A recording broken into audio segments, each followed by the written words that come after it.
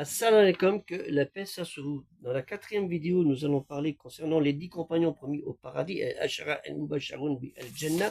Nous allons parler du sixième, il s'agit de Zubair ibn Awam, 594-656. Il épousa Asma bin Abu Bakr, la fille d'Abu Bakr. Ils eurent deux enfants célèbres, Abdallah ibn al-Zubair et Urwa ibn Zubair. Le 4 décembre 656, bien qu'il n'a pas combattu pendant la bataille du Chameau, Maraka al-Jamal, avant le début de la bataille, se dirigeant en direction de Médine, ancienne diatribe, un soldat du calife Ali ibn Abi Talib, qui se nommait Amr bin Jarmouz el-Saadi el-Tamimi, le rattrapa dans le Wadi es-Siba et le tua poignardé dans le dos alors qu'il priait. Il fut enterré dans la banlieue de Basra en Irak. El-Zubair était considéré aussi comme un narrateur avare de hadith du prophète Mohammed, et cela était dû de sa peur de faire une erreur dans la narration. Le septième calife s'appelle Abdelrahman ibn Waf. Auparavant, il se nommait Abdel Kaaba, c'est-à-dire le serviteur de Kaaba, et aussi le serviteur d'Amr. Abdelrahman, c'est Mohammed qui l'a nommé Abdelrahman, le serviteur du miséricordieux. Il épousa Habiba bin Jash, qui fut l'une des premières converties à la foi du monothéisme pur. Il décédera à Médine. Il avait laissé une descendance prolifique, 20 garçons et 8 filles.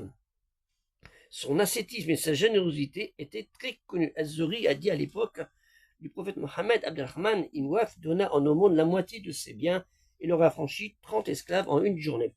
Le huitième compagnon promis au paradis s'appelait Saad ibn Abi Waqas ibn Waheb al-Zuhri, 595 ou 599, mort vers 664 voire 675. Il était l'un des cousins de Amina bin Wahab, la mère et épouse de Abdallah bin Abd al-Muttalib, les parents de Mohammed. Il fut parmi les 7 premiers au moment de la début de la révélation, qui a commencé en 610, à se convertir au monothéisme pur, l'islam, alors qu'il avait à peine 17 ans. Et c'est Abu Bakr qui en fut la cause. En 636, il mena en tant que commandant des musulmans contre l'empire sassanide en Irak, sous le califat d'Umar ibn al-Khattab, lors de la bataille de Qadisiyah, Maraka el-Qadisiyah.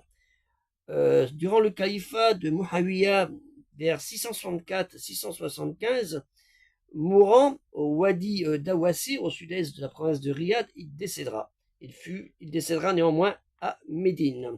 Il était âgé à peu près de 80 ans et est encore riche à ce moment-là. Aidez le projet culturel musulman universel, le lien dans YouTube, affiché plus, et dans TikTok, dans le premier commentaire. Assalamu alaikum, que la paix soit sur vous.